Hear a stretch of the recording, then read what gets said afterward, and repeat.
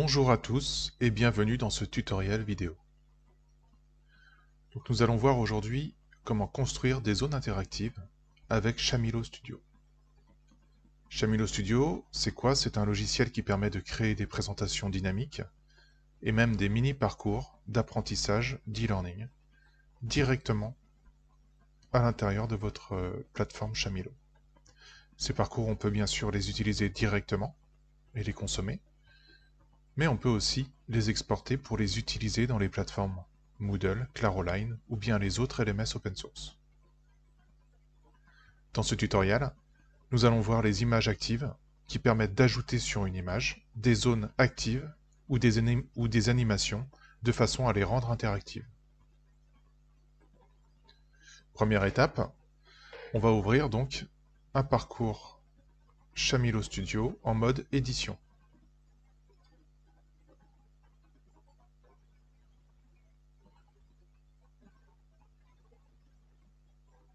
Ici donc je suis sur la première page de mon parcours de formation. Et sur cette première page, je vais ajouter ce qu'on appelle une image active qui se trouve ici. Une zone apparaît, je sélectionne cette zone et je passe donc en mode édition. Ici donc j'ai la fenêtre d'édition de mon image active qui apparaît. Je vais choisir une image de ma collection d'images.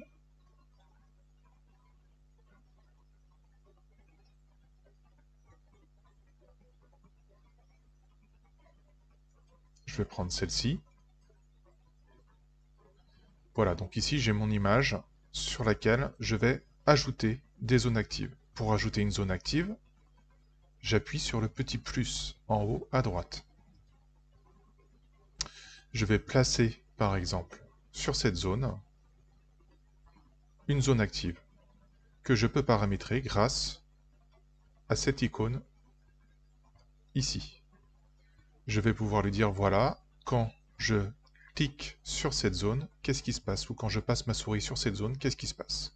Donc ici, par exemple, je peux dire, quand je passe sur cette zone, je souhaite afficher une infobulle.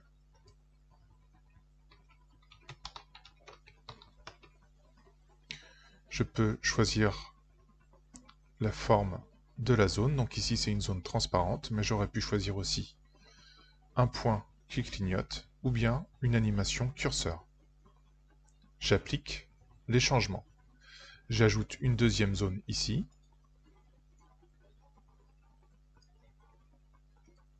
Je vais choisir ici ma pointe et je vais lui dire, par contre, ici ce ne sera pas une infobulle, ce sera afficher un message.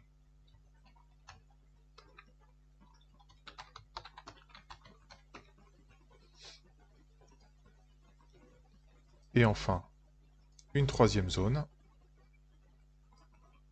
Ici, je vais faire une animation curseur, toute simple, de façon à voir ce que ça donne en mode apprenant.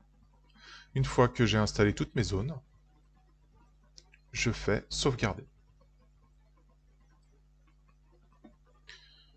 J'appuie sur Play pour observer comment va réagir mon contenu et mon image en mode apprenant.